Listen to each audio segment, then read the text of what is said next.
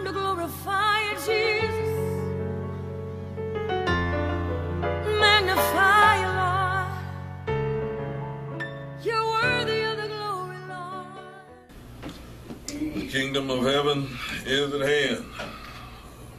We are thankful once again to be back and ministering and worshiping through the Word.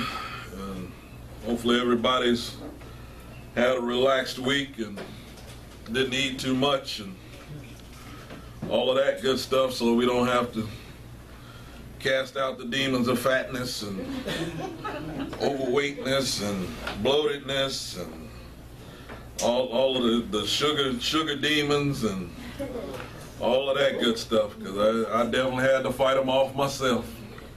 I'll be honest. That's why we had that first song. If we're honest, just be honest.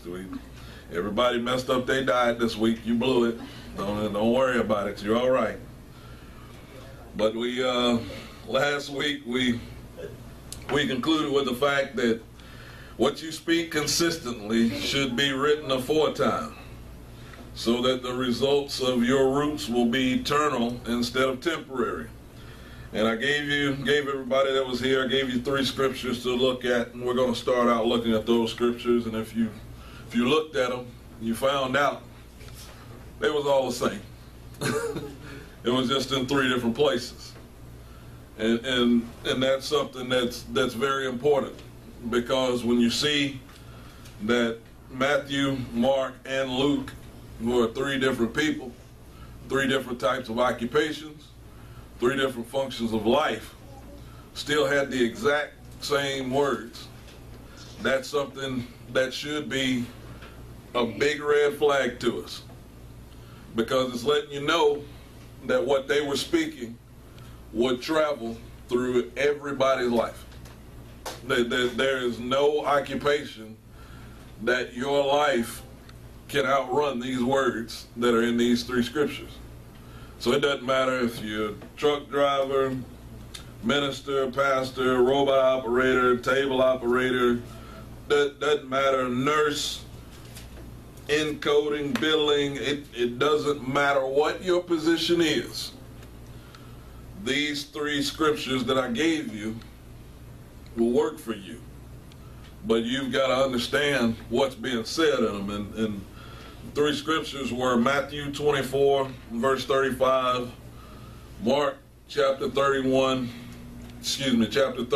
and verse 31, and Luke chapter 21 and verse 33. So you can turn to any one of those 3. It doesn't matter.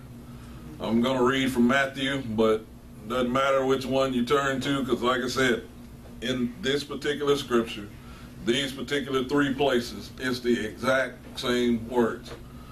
So in Matthew 24:35, or Mark 13:31, or Luke 21:33, it says this. And like I said, I'm reading from Matthew 24 and verse 35, and it says, "Heaven and earth shall pass away, but my words shall not pass away." Heaven and earth shall pass away, but my words shall not pass away. Now this right here, I know this is kind of odd, and you're probably figuring, why in the world would he give us these 3 scriptures after what we talked about last week? Well, why would he give us these 3 scriptures when he's been telling us that we need to focus on who we are? Why would he give us these three scriptures to look at when he basically was letting us know that we were in sin because we weren't being ourselves? Why these 3 scriptures? Why this right here? Glad you asked, first of all. And I know some of you are saying, I didn't ask. Technically you did, technically you didn't. Because here's the thing. If you want your life better, you ask.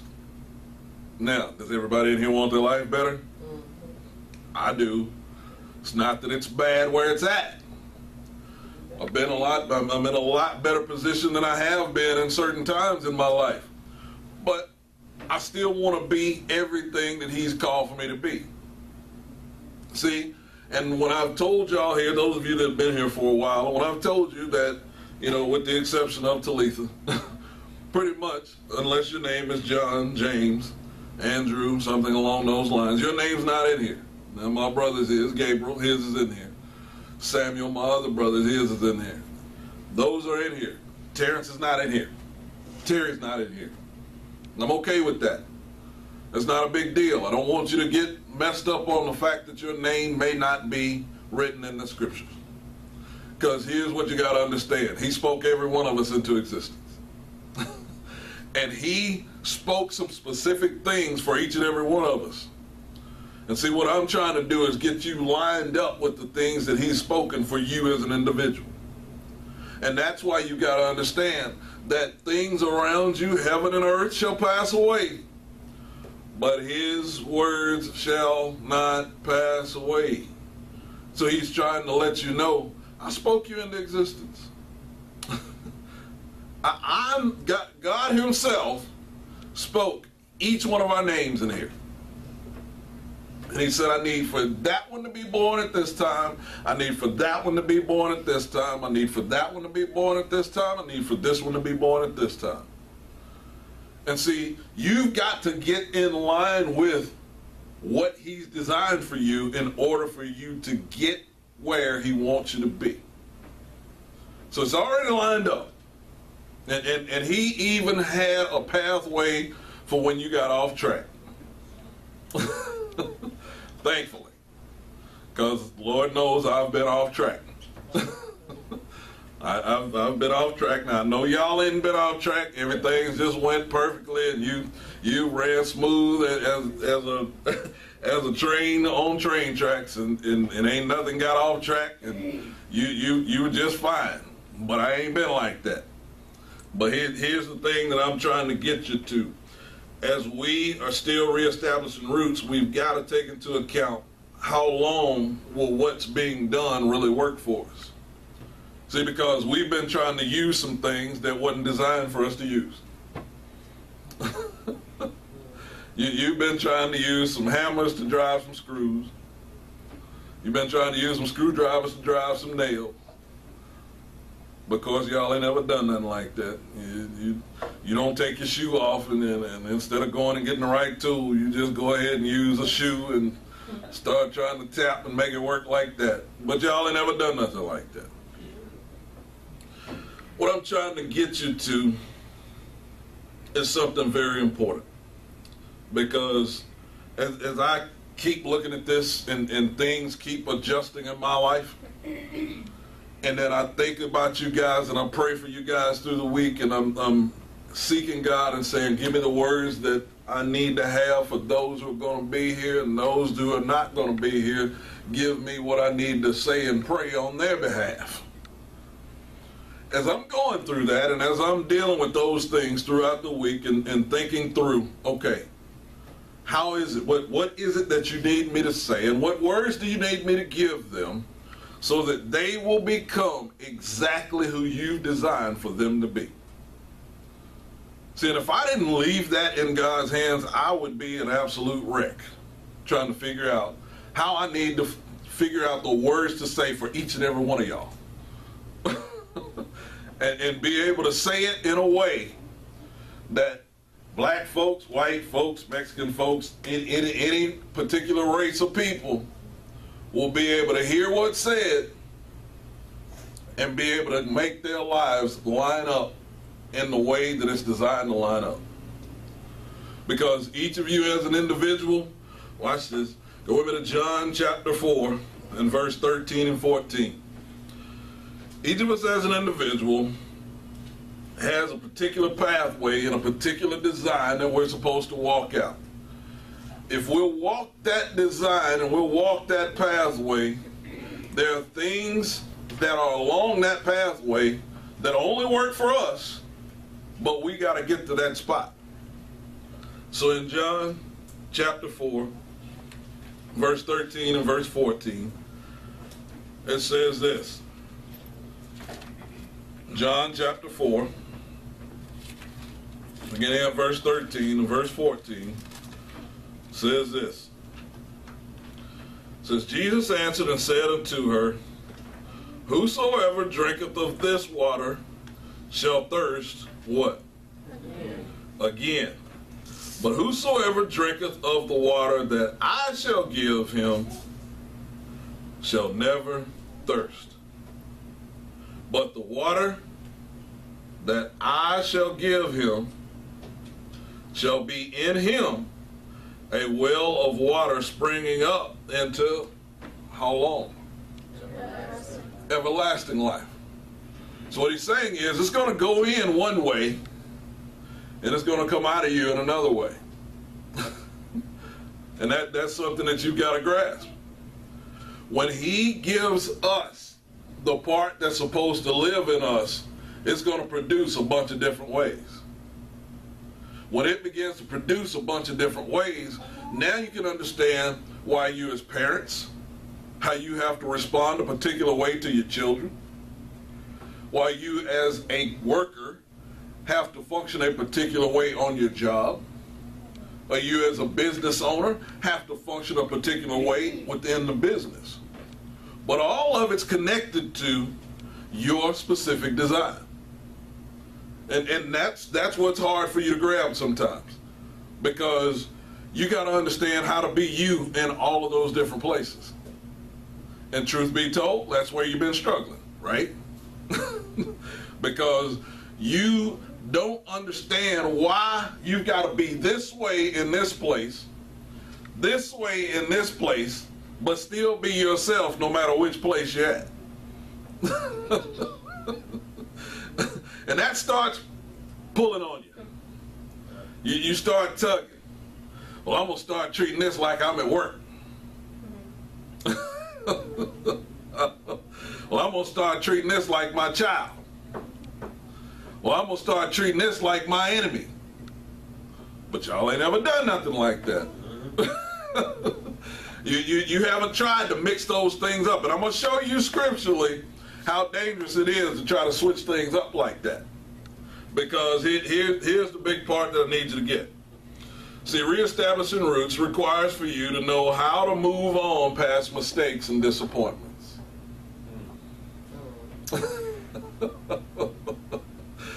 Reestablishing roots requires for you to know how to move on past mistakes and disappointments. See, the truth of the matter is, the reason you start trying to do different things in different places is because you're tired of being disappointed. If you'll be honest. If you'll be honest, you're sick of being disappointed. And you think the problem is you.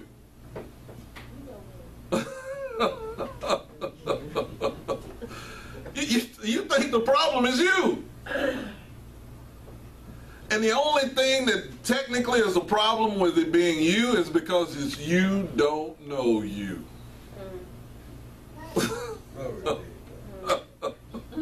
You don't know the you that God spoke into existence yet. That's why you keep struggling. He's saying, you keep trying to hold on to who you think you should be when I'm trying to grow you into somebody that I've already designed. You keep trying to hold on to these things, and you keep trying to be in your sanctified and loving way.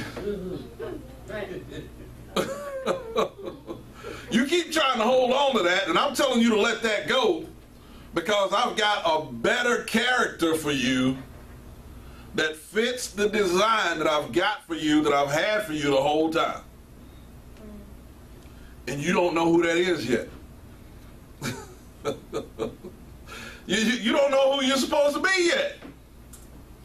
And since you don't know who you're supposed to be, you keep trying to hold on to what felt good while he was allowing you to grow. And now he's saying it's time to grow up, period. You don't have that buffer that you used to have. See, y'all thought that you just been getting smacked a little harder because the game's gotten a little harder. No, he's taking away your buffer. He's saying, I'm not going to let you slide as much anymore. Because we're at a place that you now have got to grow up. You got to grow up. I'm not going to keep babying you because you are outside of pamper stage now. You're outside of that now. I've given you the room, and you didn't seek me, and you didn't say, Lord, how do you want me to be? You didn't do that. You were just like, I'm just going to be like this. Because I ain't going. You ain't finna treat me like this.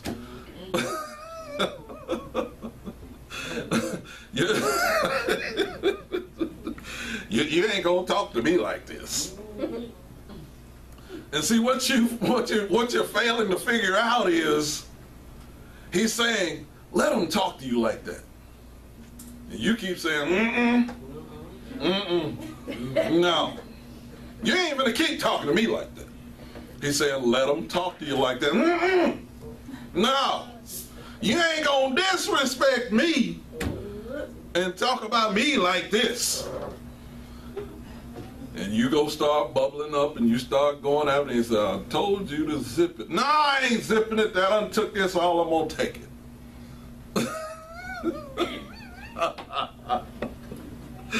But of course y'all ain't ever done nothing like that, and you ain't nobody been up under your skin in the past week or two. Not a boss, not a spouse. And all of you who are spouses, look straightforward. Straightforward. Treat it, just look straight. Just don't